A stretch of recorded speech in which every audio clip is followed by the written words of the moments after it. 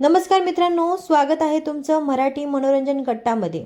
जर तुम्ही अजून आपल्या चॅनलला सबस्क्राइब केलं नसेल तर आत्ता सबस्क्राइब करून बेल आयकॉन नक्की दाबा, कारण रोज तारिणी मालिकेचा सविस्तर रिव्ह्यू, प्रत्येक महत्त्वाचा डायलॉग आणि एकही सीन न चुकवता तुम्हाला इथेच पाहायला मिळतो।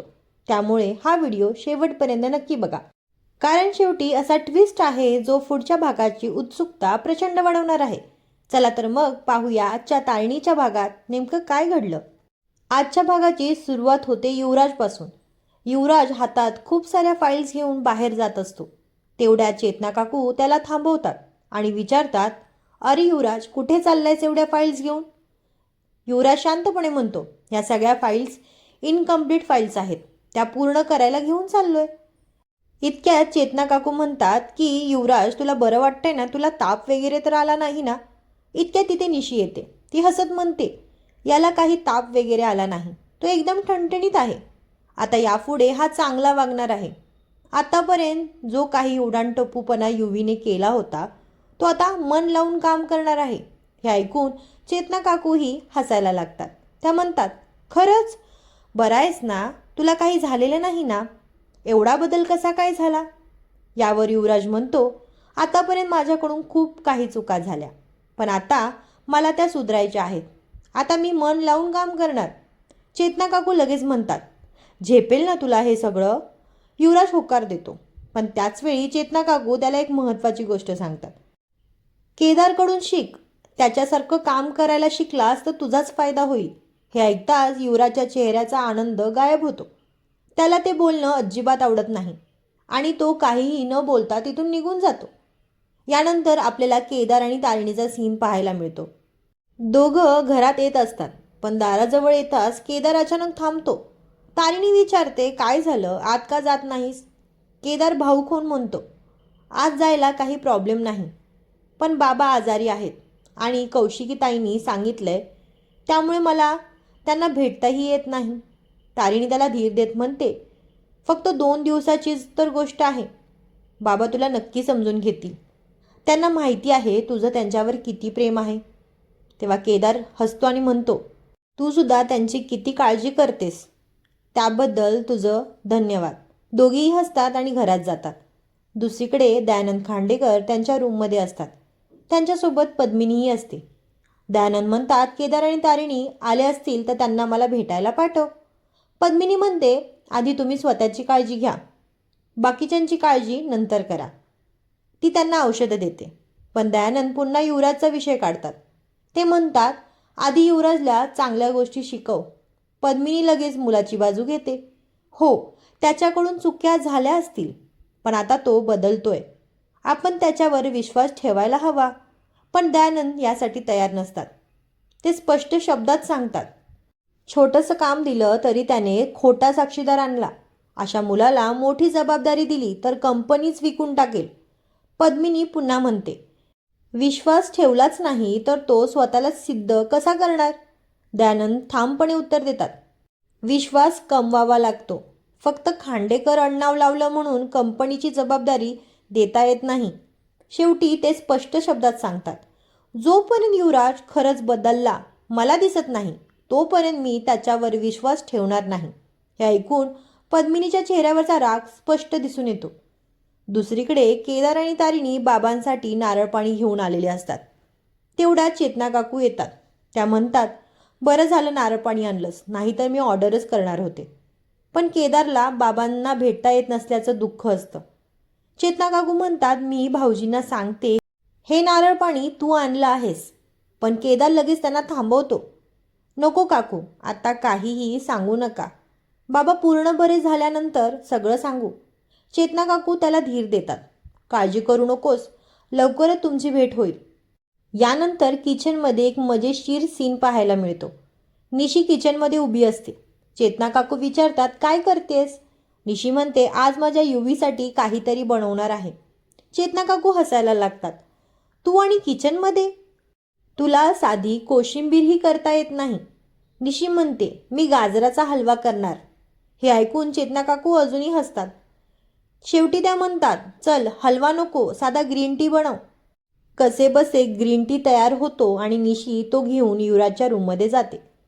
पण युवराजचा मूड वेगळाच असतो. तो चिडून म्हणतो, कोणी सांगितलं तुला माझ्यासाठी ग्रीन टी आणायला? निशी म्हणते, तू एवढं काम करतोयस म्हणून काळजी वाटली. युवराज लगेच उत्तर देतो, माझी काळजी करण्याची गरज नाही. ही ग्रीन टी तूच पी आणि आता बाहेर जा. इतकं बोलून तो निशीला रूम बाहेर पाठवून देतो. यानंतर सीन थेट युवराजच्या रूममध्ये जातो. युवराज आरामात गाणी ऐकत बसलेला असतो, पण त्याची संपूर्ण रूम मात्र अस्ताव्यस्त पडलेली असते. सगळीकडे फाईल्स, कागदपत्र, सामानाचा पसारा झालेला असतो. तेवढ्यात पद्मिनी रूममध्ये येते. युवराजला वाटतं कौशिकी आली, त्यामुळे तो घाईघाईने एक फाईल हातात घेतो आणि काम करत असल्याचा आवानतो. पण समोर पद्मिनीला पाहताच तो पुन्हा निवांत होतो. मोबाईल हातात घेतो आणि गेम खेळायला लागतो. हे पाहून पद्मिनी म्हणते, हे काय आहे युवराज? सगळी रूम अस्ताव्यस्त करून ठेवली आहेस. त्यावर युवराज म्हणतो, मला वाटलं कौशिकी आली आहे. पद्मिनी त्याला समजावते, आपल्याला सगळ्यांच्या नजरेत चांगलं दिसायचं असेल तर असंच काम करत असल्याचं दाखवून चालणार नाही. खरंच मेहनत करावी लागेल. पण युवराज वैतागून म्हणतो, किती बोरिंग आहे हे सगळं. हे बघितलं की मला झोपच यायला लागते. पद्मिनी म्हणते, बोरिंग वाटलं तरी चालेल, पण हे सगळं तुला करावंच लागेल.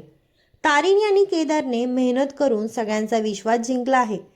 आता आपल्यालाही तेच करावं लागणार आहे. यावर युवराज म्हणतो, हेच तर करतोय मी. वेळ आली की गाढवाचेही पाय धरावे लागतात. पुढे तो रागाने म्हणतो, तारिणी आणि केदार नसते आले तर आज मीच त्या जागेवर असतो. पण आता माझ्या वाटेला 2-2 अडथळे आले आहेत. त्यानंतर तो पद्मिनीला विचारतो, माझ्या पोझिशनबद्दल पप्पा काय म्हणाले? अजूनही त्यांचा माझा विश्वास नाही का? पद्मिनी त्याला शांत करत म्हणते, आता परिस्थिती आपल्या विरोधात आहे. थोडा वेळ द्यावा लागेल. यावर युवराज म्हणतो, तोपर्यंत हे दोघे सगळं आपल्या हातातून काढून घेतील. तेव्हा पद्मिनी ठामपणे म्हणते, तसं मी होऊ देणार नाही. योग्य वेळ आली की परिस्थितीचा फायदा आपणच घेणार. आणि शेवटी ती युवराजला सांगते, ज्या कारणामुळे तारिणी आणि केदार या घरात आले आहेत, त्याच कारणामुळे मी केदारला त्याच्या बाबांपासून दूर करणार. यानंतर केदार कौशिकीच्या ऑफिसमध्ये जातो. तो म्हणतो, ताई, या सगळ्या फाईल्स पूर्ण केल्या आहेत, तू एकदा बघ. त्यानंतर तो म्हणतो, गुलाबबद्दलची माहिती मी काढतो आणि कळलं तर मी तुला लगेच सांगतो. तो निघायला लागतो. इतक्यात कौशिकी त्याला थांबवते. केदार, एवढंच बोलायचं होतं? केदार मागे वळतो. तो भावूक होऊन म्हणतो, ताई, एक्स्ट्रीमली सॉरी. माझ्याकडून खरंच खूप मोठी चूक झाली. कौशिकीचा राग अजून कमी झालेला नसतो. ती म्हणते, जर युवराज वेळेत पोहोचला नसता तर दयाकाकांना काही झालं असतं तर? याचा विचार केलास का? केदारच्या डोळ्यात पाणी येतं. तो म्हणतो, बरं झालं युवराज वेळेत पोहोचला. बाबांना काही झालं असतं तर आम्ही स्वतःला आयुष्यभर माफ केलं नसतं. कौशिकीही भावूक होते. ती म्हणते, मला सॉरी ऐकायचं नाही. ही काही छोटी गोष्ट नाही.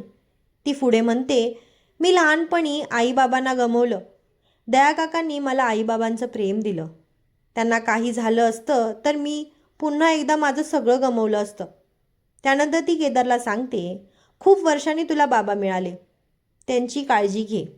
बाबा आहेत हीच खूप मोठी गोष्ट असते. त्यांची किंमत वेळ निघून गेल्यानंतर कळते. केदार काहीच बोलत नाही. तो फक्त डोळ्यात पाणी घेऊन तिथून निघून जातो. त्यानंतर कौशिकीच्या मोबाईलवर एक महत्त्वाचा मेसेज येतो. स्पेशल क्राईम युनिटचा चार्ज आता एका नव्या ऑफिसरकडे जाणार असल्याची माहिती तिला मिळते. दुसरीकडे तारिणी फातिमाशी फोनवर बोलत असते. फातिमा सांगते, साधू सरांच्या जागी येणारे नवीन ऑफिसर उद्या जॉईन होणार आहेत. तारिणी म्हणते, ठीक आहे, सगळ्यांना कळव आणि आपल्या टीमने त्यांच्या स्वागतासाठी तयार राहायला हवं. फातिमा म्हणते, येस बॉस, आणि फोन ठेवते. आता पुढच्या भागात काय होणार? पद्मिनी युवराजला सांगताना दिसणार, असं गोड बोलत राहा, कौशिकीचा विश्वास जिंक. एक दिवस असा येईल की त्याच विश्वासाचा फायदा करून तू तिलाच एमएनएनच्या दाराबाहेर उभं करशील. दुसरीकडे चेतना काकू तारिणीला दयानंद खांडेकरांसाठी चहा घेऊन जायला सांगतात. तारिणी थोडी घाबरते, पण शेवटी चहा घेऊन त्यांच्या रूममध्ये जाते. दयानंद खांडेकर तिला विचारतात, त्या दिवशी तुम्ही दोघे कुठे गेला होतात? आणि केदार कुठे आहे? कामाच्या गडबडीत बापाला विसरलाय की काय? आणि नेमकं त्याच वेळी पद्मिनी रूमकडे येताना दिसते. चेतना काकू तिला थांबवण्याचा प्रयत्न करतात. तारिणीच्या चेहऱ्यावरही घाबरलेली अवस्था पाहून पुढच्या भागाची उत्सुकता आणखी वाढते. तर मित्रांनो, आजचा भाग तुम्हाला कसा वाटला हे कमेंटमध्ये नक्की सांगा. आणि असाच रोजच्या अपडेटसाठी आपल्या चॅनलला नक्की सबस्क्राईब करा. धन्यवाद.